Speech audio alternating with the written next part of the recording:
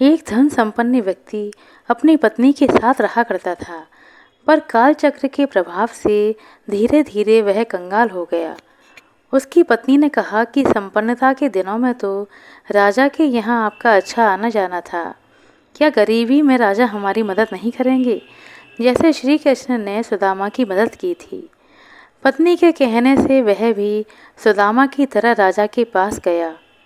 द्वारपाल ने राजा को संदेश दिया कि एक गरीब व्यक्ति आपसे मिलना चाहता है और स्वयं को आपका मित्र बताता है। राजा भी श्री कृष्ण की तरह मित्र का नाम सुनते ही दौड़े चले आए और मित्र को इस हाल में देखकर द्रवित होकर बोले, मित्र बताओ, मैं तुम्हारी क्या सहायता कर सकता हूँ। मित्र ने सकुचाते हुए अपना पूरा हाल कह सुनाया। राजा ने कहा, चलो मैं तुम्हें अपने रत्नों के खजाने में ले चलता हूँ, वहाँ से जी भरकर अपनी जेब में रत्न भरकर ले आना, पर तुम्हें केवल 3 घंटे का समय ही मिलेगा। यदि उससे अधिक समय लोगे तो तुम्हें खाली हाथ बाहर आना पड़ेगा। ठीक है, चलो।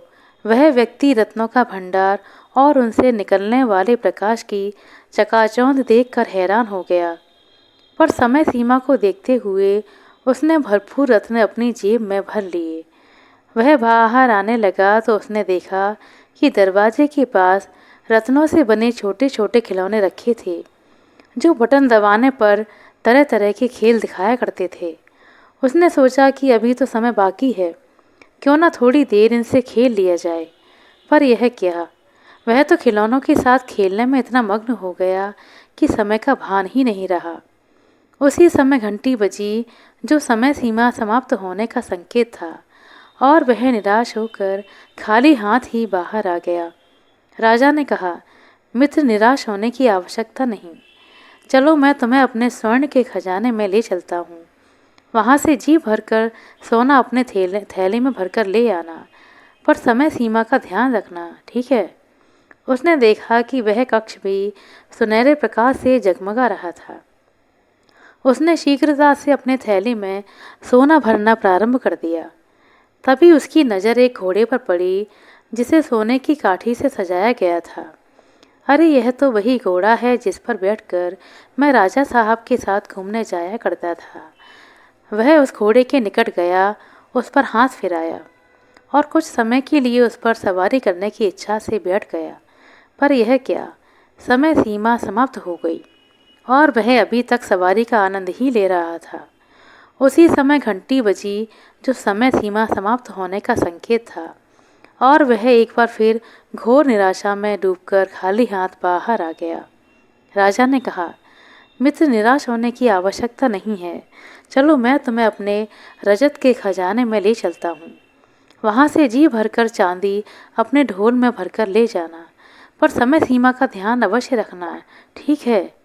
उसने देखा कि वह कक्ष भी चांदी की धवल आभा से शोभायमान था। उसने अपने ढोल में चांदी भरनी आरंभ कर दी।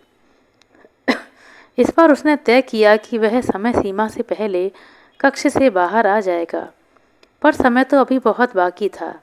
दरवाजे के पास चांदी से बना एक छल्ला लटका हुआ था, साथ ही एक नोटिस लिखा था कि इसे छूने पर उलझने का डर है।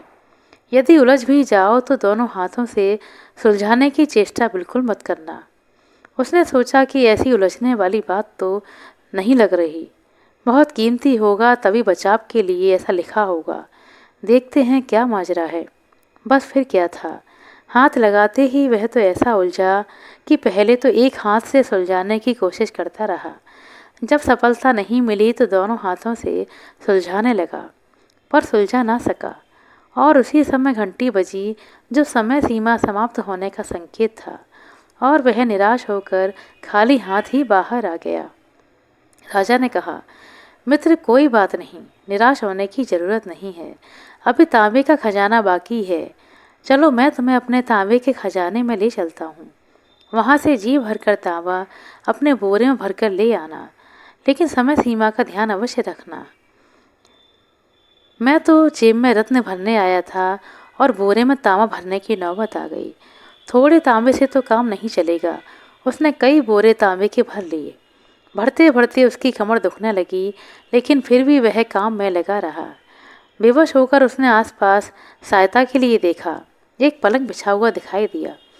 उस पर सुस्ताने के लिए थोड़ी देर लेटा तो नींद आ गई और अंत में वहाँ से भी खाली हाथ बाहर निकाल दिया गया। क्या इसी प्रकार हम भी अपने जीवन में अपने साथ कुछ नहीं ले जा पाएंगे? बचपन खिलौनों के साथ खेलने में और किशोरावस्था विवाह के आकर्षण में और गृहस्थी के उलझन में बिता दी। बुढ़ापे में जब कमर दुखने लगी तो पलंग के सिवाय कुछ दिखाई नहीं दिया। समय सीमा समाप्त होने की घंटी बजने ही वाली है।